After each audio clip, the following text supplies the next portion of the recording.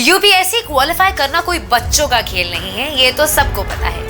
ये तो ऐसा मैदान है जहां हर किसी को अपनी दावेदारी पेश करने का अधिकार तो है, लेकिन सफलता किसको मिलेगी और किसको नहीं, ये कोई नहीं जानता। लेकिन किसकी दावेदारी कितनी मजबूत है इसका पता जरूर लगाया जा सकता है। और ये तो हमें पता ही है कि विजय पताका लहराने के लिए सही रणनीति बनाना और उसे लागू करना नितांत आवश्यक है। नमस्कार, स्वागत है आपका प्रभात एग्जाम के YouTube चैनल पर। ये एक ऐसा प्लेटफॉर्म है जहां आपको मिलती है सभी कॉम्पिटिटिव एग्जाम से जुड़ी महत्वपूर्ण जानकारियां जो आपको किसी भी एग्जाम में सफल होने में काफी मदद कर सकती है।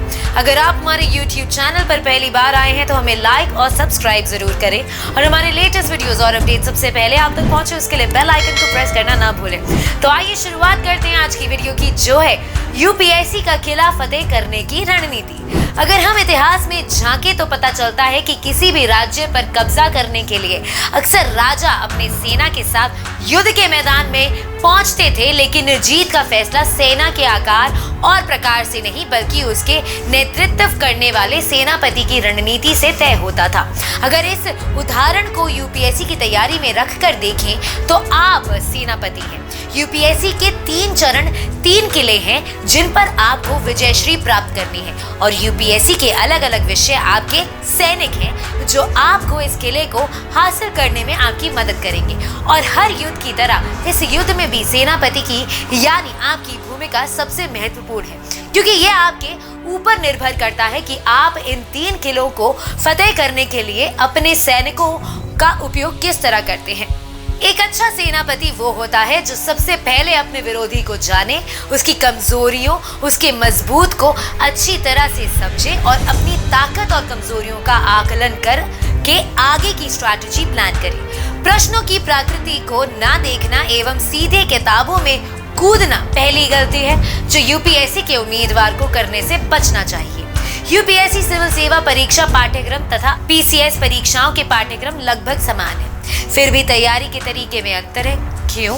यह अंतर प्रश्न पूछने के पैटर्न में है। उम्मीदवारों को सर्वप्रथम यूपीएससी के विगत वर्षों के प्रश्नों के माध्यम से सिविल सेवा परीक्षा के बारे में जानना होगा एवं तदनुसार अपनी यूपीएससी सिविल सेवा परीक्षा की तैयारी की योजना निर्मित करनी होगी। इस चरण के बाद आपको अपनी तैयारी शून्य से शुरू करनी चाहिए। इससे आप परीक्षा के लिए बेहतर नींव तैयार कर सकेंगे। यूपीएससी के सिविल सेवा परीक्षा की पैटर्न को देखने के बाद बुनियादी यानी कि बेसिक पुस्तकों से अध्ययन प्रारंभ करें। एनसीईआरटी की पुस्तकें पढ़ें तथा अपनी नींव बनाएं। सीखने का प्रयत्न ना करें। किसी भी टॉपिक को पूर्ण करने के पश्चात टॉपिक्स को समझें तथा पुस्तकों से जो भी कुछ पढ़ा है उसे स्मृति में रखने का प्रयास करें। याद रखें, ज्ञान का संचय नहीं बल्कि प्रतिधारण परीक्षा के उत्तीर्ण करने में आपको सहायता करेगा। अब बारी है अपनी नींव के ऊपर पहले ईंट रखने की, अपने फाउंडेशन को पॉलिश करने की। बेसिक किताबों को पूर्ण करने का पश्चात यूपीएससी की मानक पुस्तकों के अध्ययन करें। इनमें से कुछ पुस्तकें आधुनिक इतिहास के लिए स्पेक्ट्रम, भारतीय राज्य व्यवस्था के लिए लक्ष्मीकांत एवं पर्यावरण के लिए शंकर आईएएस है। ये आपकी तैयारी को सुव्यवस्थित करने की अतिरिक्त पाठ्यक्रम को पूर्ण करने में आपकी सहायता करेगा। इसके बाद प्रैक्टिस की बारी आती है। इंग्लिश में एक कहावत है, practice makes a man perfect. अपनी तैयारी के दौरान इस वाक्य को अपना मोटो बना ले। एक सेनापति को हमेशा ये ध्यान में रखना चाहिए कि पूर्व अभ्यास किए बिना युद्ध के मैदान में सफलता नहीं मिल सकती। इसलिए सिर्फ अंतिम समय में प्रश्नों का अभ्यास ना करें तथा इसे अपनी तैयारी का एक अभिन्न अंग बनाएं। कितने प्रश्नों का अभ्यास किया जाना चाहिए इसका कोई मानक पैरामीटर नहीं है, किंतु ये सुनिश्चित करें कि आपने जिस संस्थान के अनुसरण कर रहे हैं उसके टेस्ट सीरीज पूरी कर लें। प्रैक्टिस के साथ साथ रिवीजन पर भी ध्यान देना आवश्यक है और ये शायद इस पूरी प्रक्रिया का सबसे महत्वपूर्ण हिस्सा है। इस अभ्यास को अंतिम समय के लिए ना रखें, नियमित रूप से रिवीजन करते रहें, क्योंकि तैयारी में आपके द्वारा अर्जित ज्ञान की विशाल मात्रा को बनाए रखना में सहायता करेगा।